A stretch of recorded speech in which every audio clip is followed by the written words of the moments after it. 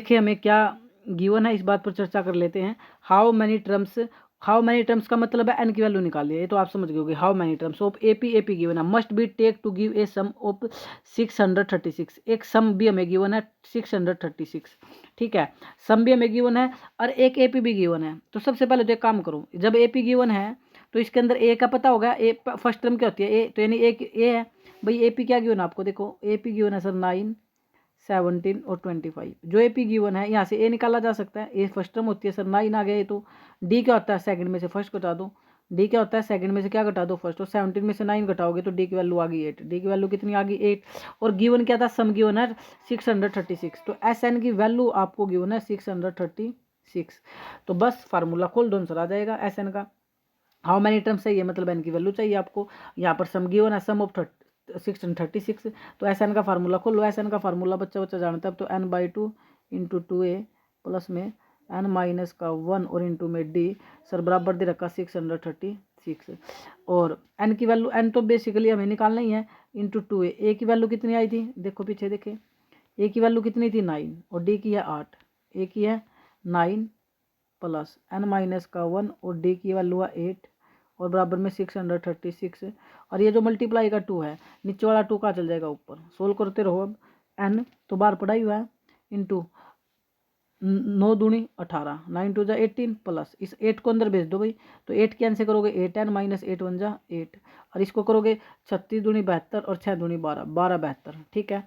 अब क्या काम करो सर, n तो यहीं पड़ा रहेगा, 18 में से 8 गया तो ये हो गया 10 प्लस में 8n और बराबर में चल रहा है 12 72, है ना 1272। अब n की मल्टीप्लाई अंदर कर दो, n की करोगे तो क्या हो जाएगा, एक काम कर लेते हैं यही कर लूँगा, नहीं तो फिर नेक्स्ट पेज लेना पड़ेगा। तो रुके भाई, इसको मैं ये ले लेता हूँ, कोई दिक्कत नहीं, यहाँ कर लेंगे आराम से। ये लो, तो n को अंदर भेजूंगा तो हो जाएगा 10n प्लस में 8n से करूँगा तो हो जाएगा 8n स्क्वेयर और ये प्लस का इधर आकर माइनस का हो जाएगा 12 72 बराबर 0। समझ आया क्या, मैंने n को अंदर भेजा तो ये 10n और 8n से किया तो 8n स्क्वेयर और ये प्लस का इधर आकर माइनस हो गया। तो हमारे पास वैल्यू आई 8n square.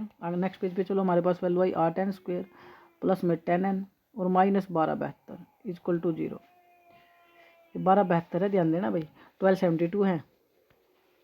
8n square plus 10n minus 12 72, 8n square plus 10n minus 12 72। क्या कॉमन आ रहा है सारे में नजर, सर 2 कॉमन आ रहा है। 2 से हर टर्म को डिवाइड कर दो, जो कॉमन है 2 से हर टर्म को क्या कर दो, डिवाइड कर दो। तो 2 से काटोगे 2 4 जा 8n 4n स्क्वेयर, 2 से काटोगे 5n और 2 से काटोगे 12 का आधा 6 72 का आधा 36 बराबर में 0।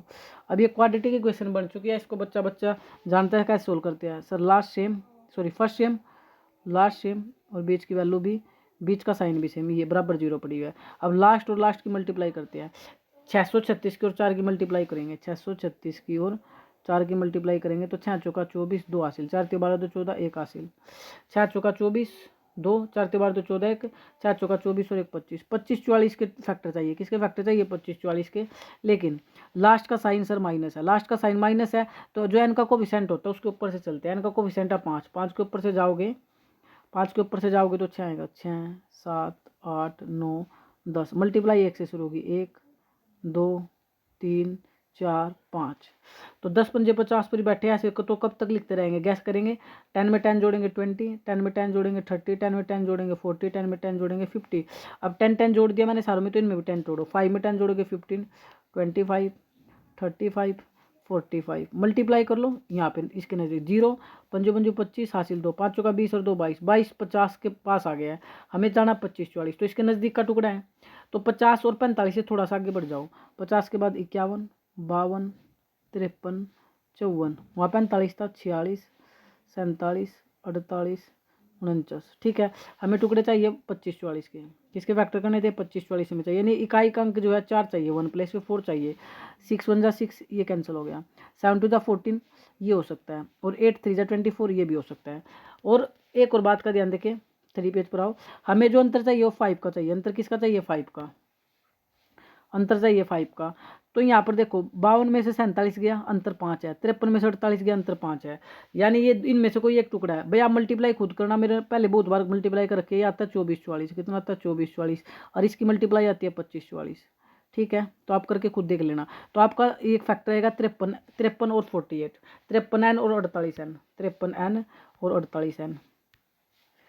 तो डाल दो यहाँ 53n और 48n।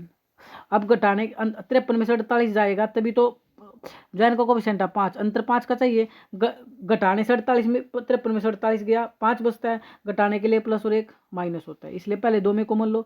सर पहले 2 में कॉमन सिर्फ n है, n से n ये तो 4n बचा और n से n कटा तो यहाँ 53 बचा माइनस। अब यहाँ परेशानी होगी इन दोनों में क्या कॉमन है, बिल्कुल परेशानी नहीं, ब्रैकेट सेम आती है, बच्चा बच्चा जानता है ब्रैकेट क्या आती है, 16 सेम आती है, बराबर 0 पड़ी है। तो फर्स्ट को फर्स्ट से डिवाइड कर दो, अपना आंसर आएगा। n से n कटा 4 एकम 4, 4 दूनी 8, तो कॉमन 12 है। कॉमन क्या है 12 है। तो एक फैक्टर क्या आ गया आपका 4n + 53, क्या आ गया 4n + 53। और एक फैक्टर आ गया आपका n - 12, क्या आ गया n - 12, n - 12 और इक्वल में क्या आ गई 0।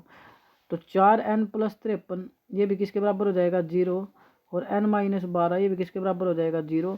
तो n ये प्लस का उधर जाकर हो जाएगा माइनस, और ये मल्टीप्लाई का 4 आ जाएगा डिवाइड, और ये माइनस का उधर जाकर हो जाएगा प्लस, क्या हो जाएगा प्लस। तो देखिए आपको पता है जो n होता है वो n क्या होता है, नेचुरल नंबर होना चाहिए। ये तो वैसे भी नेगेटिव भी और फ्रैक्शन भी है, इसलिए आप लिख दोगे ये तो ये जो n है ये क्या है, ये इम्पॉसिबल है, ये आपका नहीं चल सकता। तो आपका राइट आंसर होगा n की वैल्यू क्या लेनी पड़ेगी 12। तो वो पूछ रहा था हाउ मेनी टर्म्स, तो 12 टर्म्स। कितनी टर्म लेनी पड़ेगी 12, जिनका सम कितना आ जाएगा 336 होगा। होपफुली क्वेश्चन आया होगा। जय हिंद जय भारत।